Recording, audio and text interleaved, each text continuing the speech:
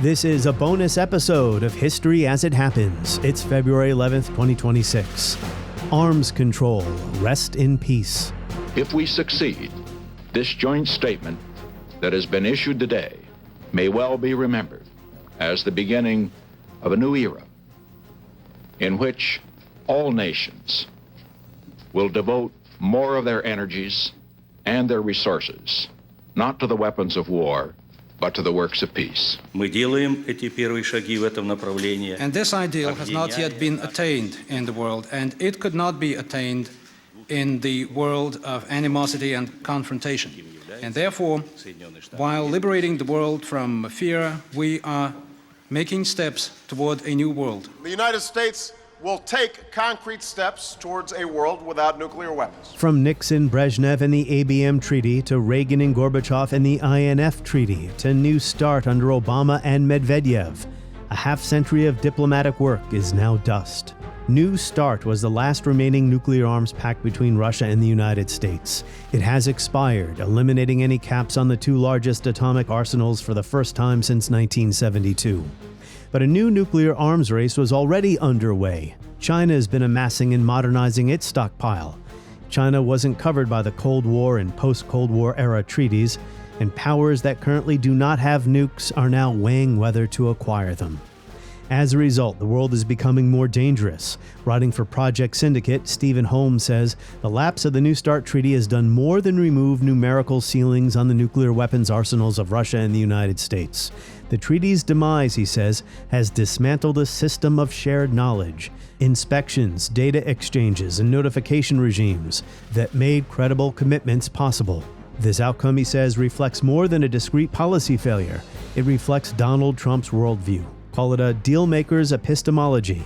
In this view, he says, durable institutional knowledge is not an asset but a constraint. Negotiations are not cumulative processes through which states learn more about one another over time, but discrete transactions in which leverage matters more than memory.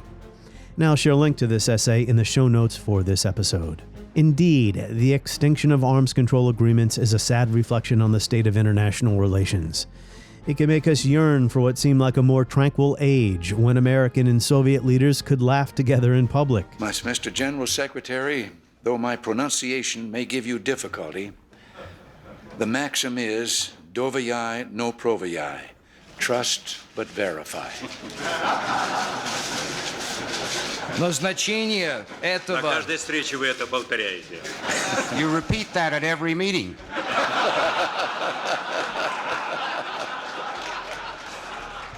But now the New York Times reports Washington is actively weighing the deployment of more nuclear weapons. And it is also likely to conduct a nuclear test of some kind. Both steps will reverse nearly 40 years of stricter nuclear control by the U.S., which has reduced or kept steady the number of weapons it has loaded into silos, bombers, and submarines. President Trump would be the first president since Ronald Reagan to increase them again, if he chooses to do so. Joe Cirincione is a national security analyst and career nuclear arms control expert. He writes the Strategy and History newsletter on Substack. Welcome back to the podcast. Thank you, Martin. Pleasure to be with you. What was actually in New START, which was agreed about 15, 16 years ago, President Obama and Dmitry Medvedev? What was in the treaty?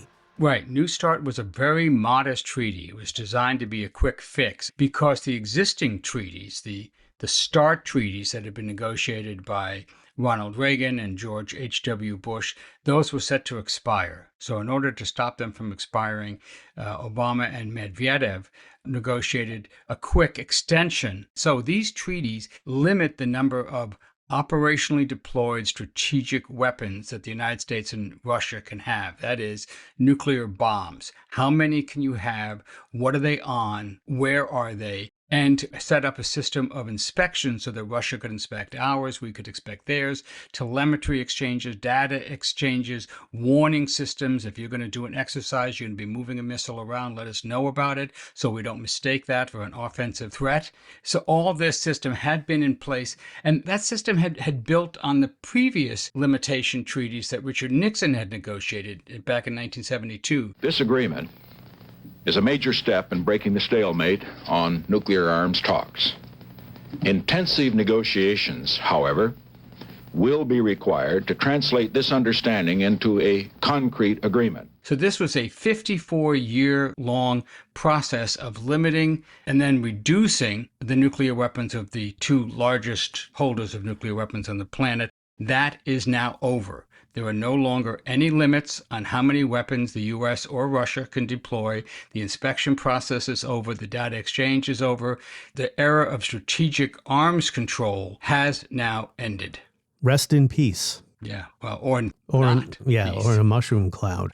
New START.